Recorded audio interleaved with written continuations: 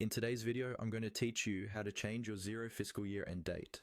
This is really useful if your business has changed its reporting period, or if you've just started with Xero and need to match the software to the official year end used for your tax and statutory accounts. Before you make any changes, it's always a good idea to double check the correct year end with your accountant or local tax authority, because this setting affects how your reports and comparatives are calculated. First, make sure you're logged into your Xero organization and that you have the right level of access to change accounting settings. Only users with the appropriate permissions will be able to adjust the financial year. From your Xero dashboard, look towards the top of the screen and click on the Accounting menu. This is where you'll find most of the tools related to your day-to-day bookkeeping and your organization's key financial setup.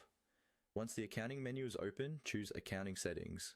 This takes you to a page that controls how your organization is configured in Xero, including things like your chart of accounts and core financial preferences. On the Accounting Settings page, look for the option labeled Financial Settings. Click on that. This section is specifically where Xero stores information about your financial year, tax settings, and other high-level configuration that underpins your reports. Inside Financial Settings, you'll see your current financial year and details. To update these, find the option next to the year-end date that says Change and click it. Xero will then allow you to adjust the financial year end. Carefully select the new day and month that match your official fiscal year end. Take a moment here to confirm that the date aligns with your legal or tax requirements, because changing this can affect how profit and loss and balance sheet reports are shown across different periods. When you're happy with the new year end date, scroll down if needed and click Save.